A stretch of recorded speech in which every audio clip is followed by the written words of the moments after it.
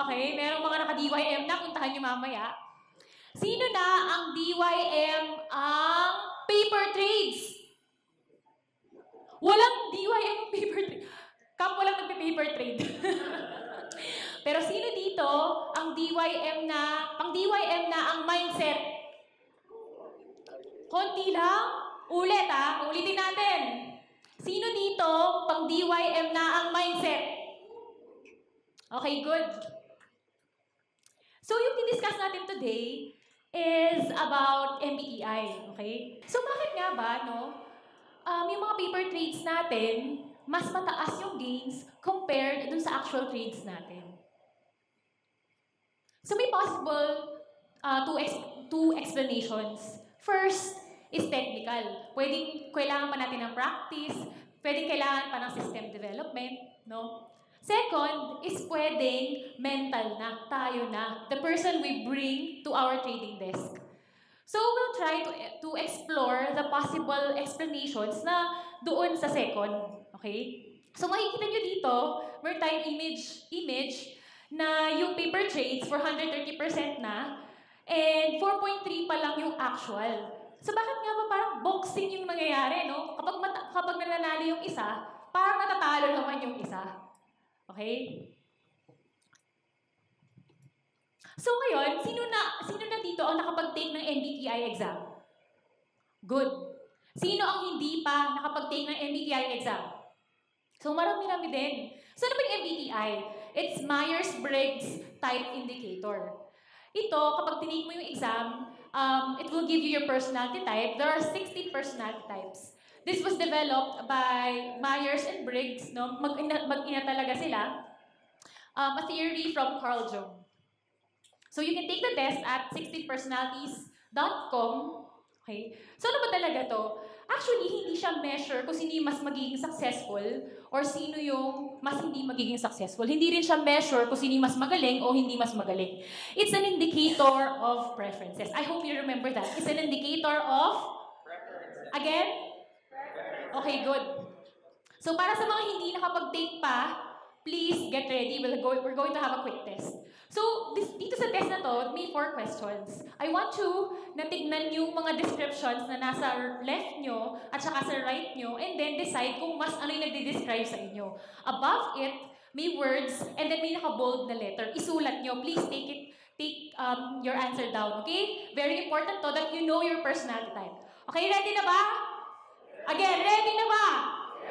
Okay, number 1. How do you get your energy? Are you more sociable or are you more quiet? Are you an E, extrovert, or I, introvert? Okay, next. Quick test nga. How do you see the world and gather information? Are you more attentive to details or are you the kind of person who looks at the bigger picture? Or would you write S or N? Okay, sensing and intuition. Next.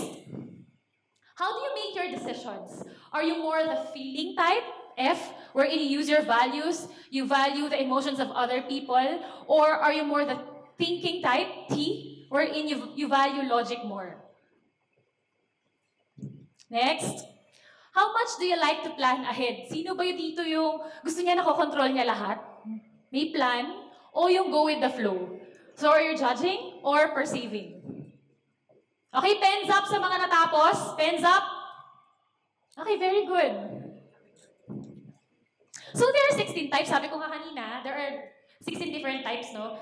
We'll categorize them muna into general groups. So when I say your personality type based dun sa test nyo, please raise your hand, okay?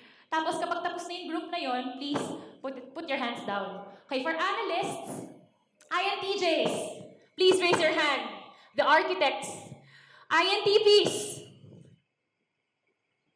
Konti. Okay. ENTJs, commander, mga CEO types, mga pang-CEO. Okay. Mga CEO, si boss. Ayun. Okay. Debater, ENTPs, the witty ones. Okay. Thank you. And then we have the diplomats. Okay. INFJs, please raise your hands. Mga rare to. Mga pinaka-rare sa lahat ng personality types. Tingnan nyo mabuti yung mga rare Pokemon sa room na to. Okay, and then we have the INFPs. Please raise your hands. Walang masyadong INFP, okay? ENFJs. Konti lang din. Okay, mga ENFPs. Okay, ENFP, yes. And then we have the Sentinels. Ito yung medyo mas mga matatipid, no? Mga magaling mag-ipon tong mga to. Please raise your hand, mga proud ISTJs. Nest builders. Okay? ISFJs. These are the best managers, actually, the ISFJs. And then we have the ESTJs. Pang CEO din to. Good. Okay? And then we have the ESFJs. Okay, ESFJs. And then last, we have our fun-loving explorers. Ito yung mga mahilig sa pleasure. Okay? Aminin nyo, ha? Okay, we have the ISTPs. ISTPs. Okay. The ISFPs. The ESTPs, mga entrepreneurs. Okay. Hello. And then we have the ESFPs. Okay, thank you. So bakit nga ba dinidiscuss natin itong mga personality types to? Because we're trying to bridge the gap between who we are when we are trading and who we are when we're studying. Kasi parang may difference. Imagine nyo, no? You're in a football game, and then in that football game, you are the coach. Ngayon, doon sa team mo, on your left side, merong mga pros, ito yung mga magagaling, may 10,000 hours, nag-practice. Tapos meron din mga bata, yung mga bago lang. So, di ba? Wala pang masyadong 10,000, wala pang experience. Ngayon, 2 minutes na lang yung game, and then tayo kayo nung kalaban mo. Sinong ipapasok mo? Yung pros o yung mga bata? Again? Pros. Sure kayo? Pros? So, ibig sabihin, you're thinking logically, supposedly, alam mo ano ang dapat mong gawin. However, there's an explanation if we dig deeper into MBTI na kapag under stress tayo, kapag kailangan natin talagang mag-isip, at parang meron na tayong emotion na hindi natin magawa yung dapat natin gawin, yung tinatawag natin, yung mga bata, paano ba to? Okay? So may mga 8 functions kasi. Itong 8 functions na to, ito yung pag ginagel mo, magde-describe yung personality type mo. Di ba may 16 personality types again? May 16 and then may 8 functions. Yung pagkakasunod-sunod na to, yun yung determine kung ano yung personality type mo. So iba-iba siya, each function. Yung first 4 mo, we call them your primary functions. Again, your primary. And then your last 4 are called shadow functions. Yung primary functions mo, supposedly, those are your strongest and your weaker functions. And then your 4, your shadow, sila yung mga blind spots mo. Hindi mo sila napapansin. So supposedly, you are the first 4. And you are not the first 4. Except when you're stressed. Except when you feel that you're not enough.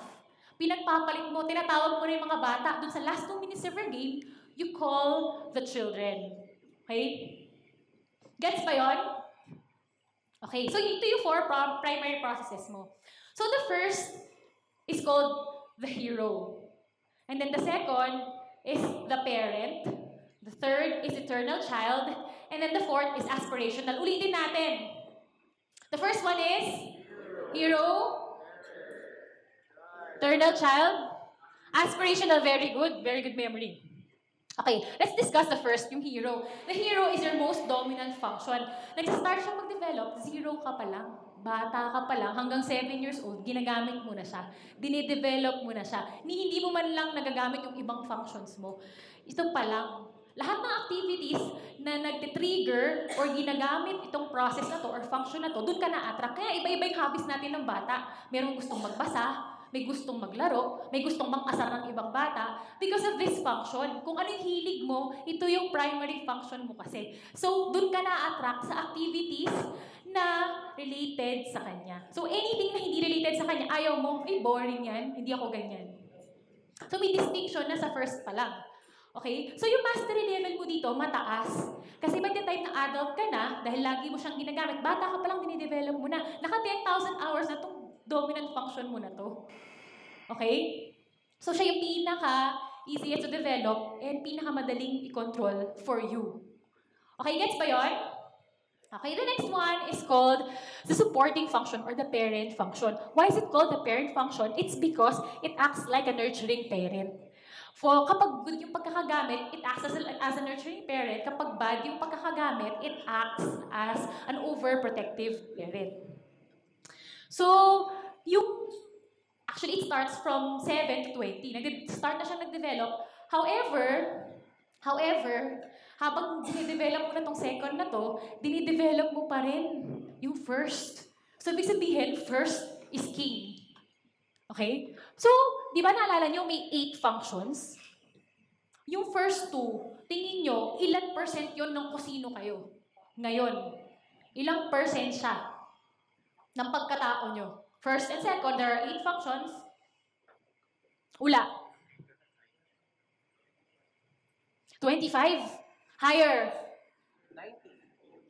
45. Okay. Yung sagot is 90% of your personality. Kasyak ka, no? 90% nung kung sino ka, yung first 2 mo. Okay? So, let's discuss the third, the eternal child. Ito, medyo weak sa'yo. It's how you are childish. Paano ka troublesome? Paano ka stubborn? Okay?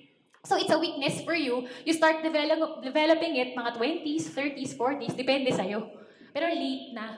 Late mo na siya na-develop kung hindi ka aware. Okay, then the fourth, aspirational role. Ito, weak siya. Sa first, magmamanifest ito through resistances. Ayaw mo. Galit ka dun sa taong mataas to. No? For example, SI, yung function na yon, yung mataas to. Yung SI pala yung aspirational role mo. May taong mataas ang SI. Galit ka sa kanya, ayaw mo siya. Ayaw mo yung strengths niya. Okay, sa first, yon. Later on, when you start to develop it, when you really want to develop this function or weakness, may embrace mo yun, gusto mo na sila. Okay, it starts sa midlife pa. Imagine mo yun. If you're not aware, you'll be developing this weakness of yours sa midlife pa.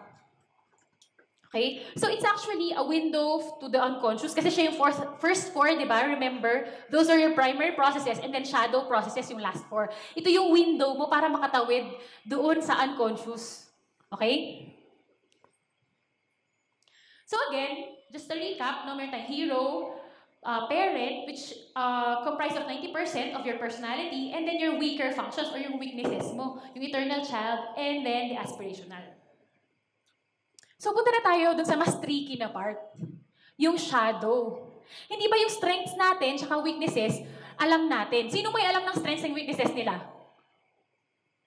Sino ang alam din nung kapatid mo at nung ka-trading buddy mo at nung mentor mo, ano din yung strengths and weaknesses nila? Kasi typically, yung mga strengths and weaknesses natin, alam natin, and alam din ng iba, nakikita nila. Ito yung mas dangerous na part. The shadow, yun yung part natin na hindi natin nakikita, pero nakikita ng iba. Okay? So, kung titignan mo, it's either i-deny natin siya, maging destructive siya, no? Maging cause siya ng hindi natin pag-develop, or it can be a catalyst for growth and self-actualization. So, kailan nga ba? Naalala niyo ba yung football game kanina? Kailan ba lumalabas yung shadow na to? Gusto niyo ba na gamitin niyo yung hindi niyo na-develop masyado? 90% nga ng pagkatao mo yung naunang to eh. Tapos yung 10% halo-halo na yung 6 to 8, ay yung 3 to 8, I mean. So, gusto mo ba? Anong gusto mong gamitin? Yung first 4 or yung last 4? First 4 kasi yun yung kabisado mo, yun yung mataas yung control mo, yun yung pag sinabi mong luhod, luluhod. Yun yung pag sinabi mong talon, tatalon. Pero ito, pag shadow, lumabas siya, at siya yung nag-control sa'yo, at yun yung ginamit mong pang-decide, patay ka. Hindi mo nga alam paano siya nag-ooperate eh. Pero, kapag nasa-stress tayo, ayan o, stress, or tingin natin yung normal tools natin, they fall short, sila yung pumapalit. Sila yung nagiging boss. Sila yung pumipindot ng controls kung paano tayo mag-decide. Di ba may 2 types of stress? Ano yung 2 types of stress? Stress ng... Okay, eustress and eustress. Okay, stress and eustress. Yung stress kasi, yun yung parang feeling natin hindi nag-work for us. Yung eustress naman, siya yung nakakatulong sa atin. Yung good kind of stress, may achievement ka after. Pero in reality, yung stress and eustress are just the same. Yung mga factors na yun are just the same. Iba lang yung tingin natin. So, anong gagawin natin para maiwasan natin yung nati-trigger, yung stress, at lilipat tayo dun sa shadow functions natin. We look at the stressors of our lives as challenges, areas for growth instead. Okay? So, ito yung mga shadow processes natin. Mabilisan na lang, no? Unhero. So, opposing role ng dominant function natin is this one. Mas ginagamit natin siya as a defense. Okay? Kabaligtaran siya nung hero natin. Unhero siya. Okay? Ito, kapag na-develop mo, siya yung pinaka pwedeng mag-support dun sa leading role mo, dun sa number 1. Kapag dinevelop mo na siya, dahil siya yung shadow nung first. Okay?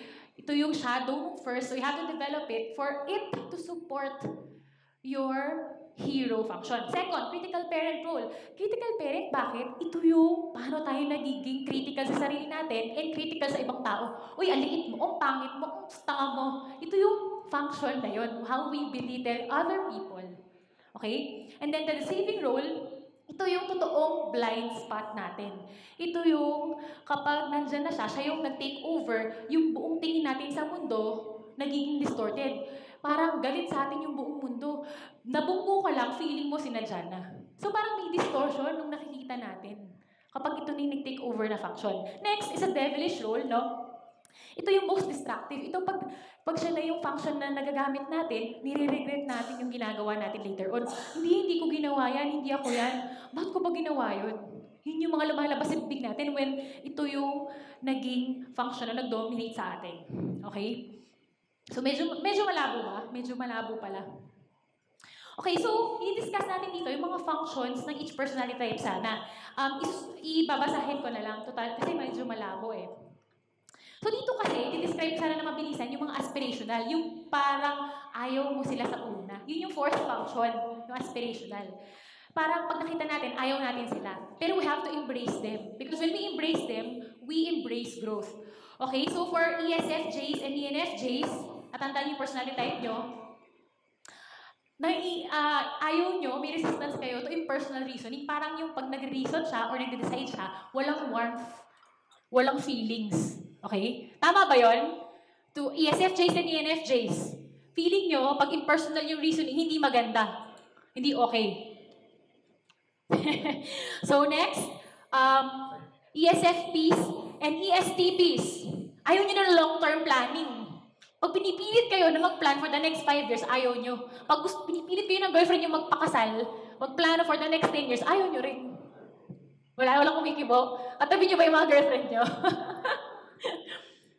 ESTJs and ENTJs, ito yung mga CEO material. Ayaw nilang nag-show ng vulnerability. Ayaw nila na may situations na pinapakita yung kahinaan nila. Ayaw din nila nag-express ng emotions. Nire-resist nila yun. Okay? ISFJs and ISTJs. Okay? Ayaw nyo ng uncertainty. Gusto nyo alam nyo yung mangyayari. Ayaw nyo na hindi nakaplano. Okay? And then ISTPs and INTPs, ito, INTP kasi ako, you resist social norms.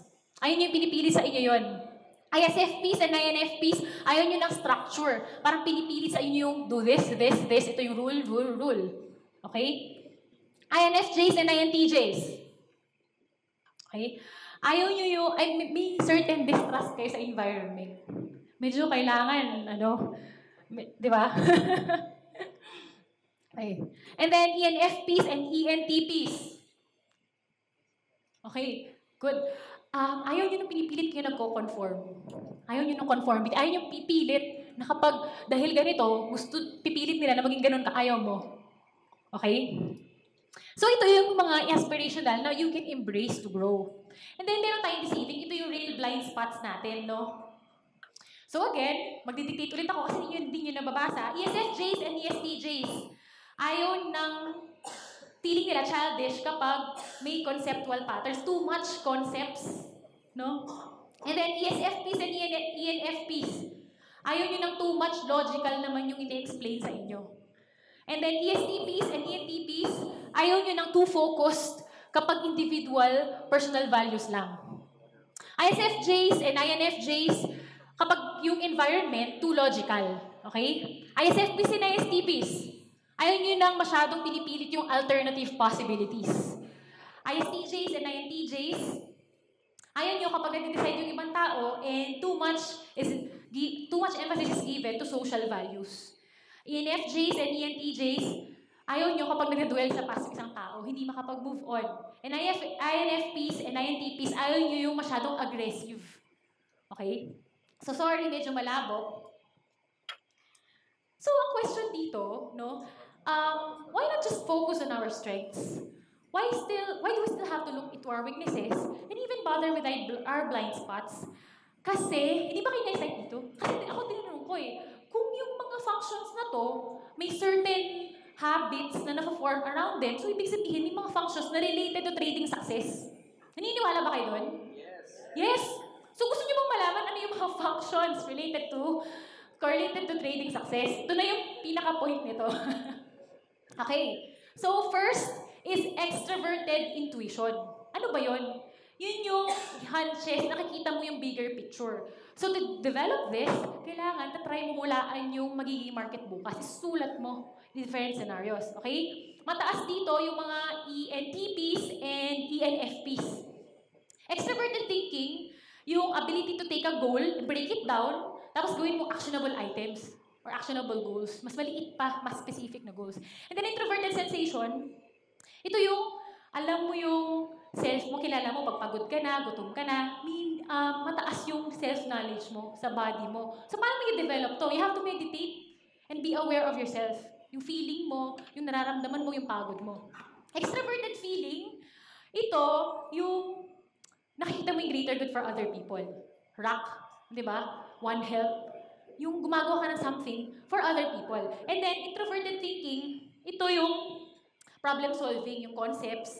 Usually, matataas dito yung mahilig sa math and logic. And introverted intuition, using multiple perspectives. Okay? So ito, nakikita nyo ba? I want you to look at your personality type, tapos tingnan nyo ano yung mga functions nyo. Ano yung mga strengths nyo and weaknesses. Write them down. If hindi nyo masulat, ibigin lang namin sa inyo PowerPoint. I want you to take a look at them. Ano ba yung mga dapat mong i-develop? Na yung mga naka-green, yung mga correlated to trading. So ibig sabihin, you have to develop din. Pag strength mo na siya, go for it. Push mo pa. Pag weakness mo siya, i-develop mo. Pag blind spot mo siya, maghanap ka ng taong strong yung function na yon. So there are two ways to develop this. Una, titignan mo isa-isa yung functions mo. No? Ano ba dapat ang develop ko dito based dun sa study ni Van Tarp? Ano ba dapat ko i-develop? So maghahanap ka, mag-research ka ngayon, mag-practicein mo. Second is to look for someone with similar strengths, similar weaknesses, similar blind spots na successful na.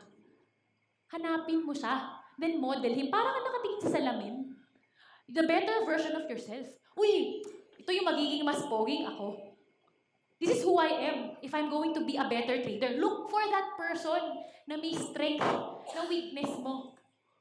Or look for that person na similar sa'yo. Kasi bakit? So, nakopya nyo na ba yung kanina? Nakopya nyo na ba? Okay na? Okay? So, kasi, for a certain personality type, may reward system. For example, reward system na mas tugma sa'yo.